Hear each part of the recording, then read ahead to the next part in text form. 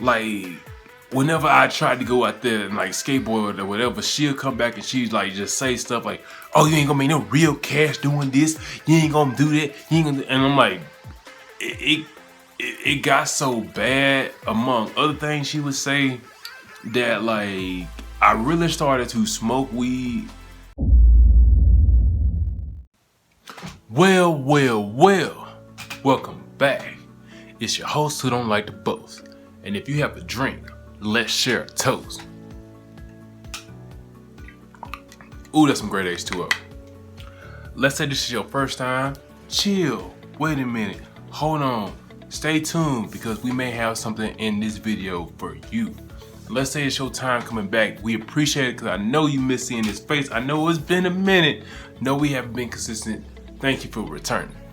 It's the man TFP. I'm the first employee, first artist, CEO, and founder of both Armageddon Recordz and FU the clothing brand. Now, we're here again for part 3 of how did I get started rapping. We got some stories. I promise you it's not boring. So if you want to get a snack, go ahead, but make sure you come back because we about to get started for what you came here to see.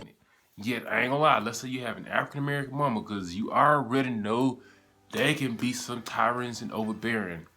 My mama, I ain't gonna lie, she trash talked like me skateboarding or going to like play soccer with it. Okay, last time we were talking about, and let's say you have not seen that, please hit the link, or it's gonna be on this side, and watch that. Yeah, we had last stopped at me talking about how music, listening to it kind of became like my outage in a way from life. Like some people use drugs, some people use alcohol, some people use violence, some people use sex, whatever. At that time and that age, for me, it was music and it was listening to it. Now, I ain't gonna lie, some artists I was listening to at that time was like Eminem, ICP, Tech 9, like 80s, like rock bands, a little bit of 90s music, more so once I became like, I want to say late teens to early 20s. Yeah, mostly at the time. I also got into like Tech 9 and Hobson, and like with so much going on in my personal life, so much happening like in my young childhood that I didn't even talk to anybody about or talked with. Just bottled. And for people who are still rapping and you're paying for studio time in today's economy or whenever you are watching this, I'm gonna be honest, that's to me one of the biggest wastes of cash besides like a new artist paying for it. So much happening in my adolescence. All I had was music, or like I'd draw, or like I'd be writing a book, or like working on some type of like movie script or whatever to occupy my time or occupy my mind. And during that time, I also started to pick up like skateboarding because to me, it was dope and nobody in the hood was doing it. Yet, I ain't gonna lie, let's say you have an African American mama, because you already know they can be some tyrants and overbearing. My mama, I ain't gonna lie, she trash talked like me skateboarding or going to like play soccer or whatever, saying that I was trying to be Caucasian. And I'm like, no, like there's millions of brothers who want to go out, play football or basketball, or who are doing it. There's nobody in the hood actually skateboarding or playing soccer or doing something like that. And to me, I wanted to be one of the people who broke that barrier and show kids in the hood like you literally can go out there and do anything. That's why we have this clothing brand. Yeah, and like whenever I tried to go out there and like skateboard or whatever, she'll come back and she's like just say stuff like, "Oh, you ain't gonna make no real cash doing this. You ain't gonna do that. You ain't gonna." And I'm like, it got so bad, among other things she would say, that like I really started to smoke weed around that phase, and I started to like transform my songs from like maybe party songs or whatever, or like me just using like punchlines and all that stuff to kind of express myself in a more like vulnerable way using music. And being in Mississippi, I didn't have any studio time. I'll be honest with you, I had like the old school iPhone 4 with an aux cord, to the politically correct people, auxiliary cord. This is before Bluetooth, so let's say you're watching this and you're like, what is that? I'm like, dude, you are too young to be here. Why are you here? And I would take like the old school iPhone, and I had another phone. I also had like a radio, so I'd connect the aux cord to one end of the radio, have to take the case off the iPhone, plug the aux into the iPhone, because I've already had like an app on, and stay hydrated, my friend. On my old school iPhone 4, that's some great H2O. Arm Records with a Z store.com and get you some, because best believe we got some fire that's coming out. And I'm not only saying it because I'm on it, I'm saying it because I'm very passionate about what I do. And I ain't gonna lie, we're in a recession. I don't know when you're watching this. If you know what it is, you know what it is. I have my singles up there so far on the www.armrecords with a Z store.com, excuse that noise, website, because I want y'all to be able to afford it. Yeah, I want myself to be much more exclusive. And if you rock with that, feel free to drop low and get that. Now back to what you came here. So I like have the instrumental already recorded on like another app on my old school iPhone. And then I would like go through my rhymes over and over and over and over again with this plan while I'm recording myself on the other phone to make a song. And like, to me, I was like, I just want to have a whole bunch of music on my phone, so when I do go to the studio, I've already practiced so many times, I ain't got to pay for studio time and all that. And for people who are still rapping and you're paying for studio time in today's economy, or whenever you are watching this, I'm gonna be honest, that's to me one of the biggest wastes of cash besides like a new artist paying for a video.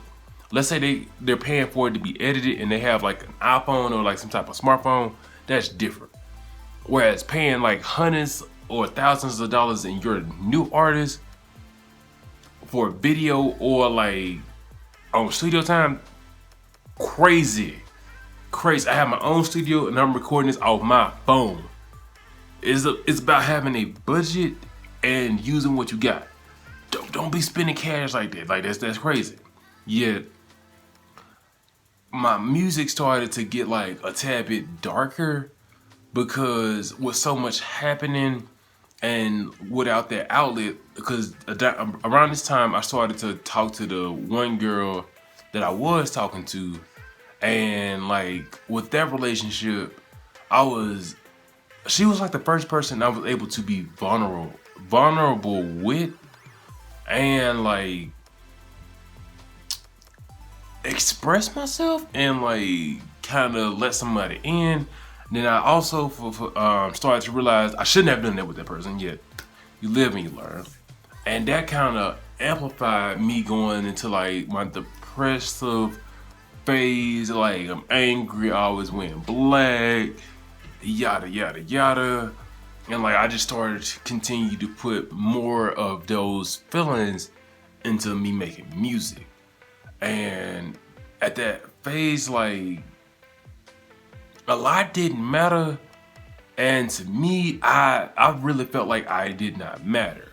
And it got to the point where I ain't gonna lie, I was very, very suicidal. And I didn't know how to care for myself on an emotional standpoint. I just had music and I just kept turning to that.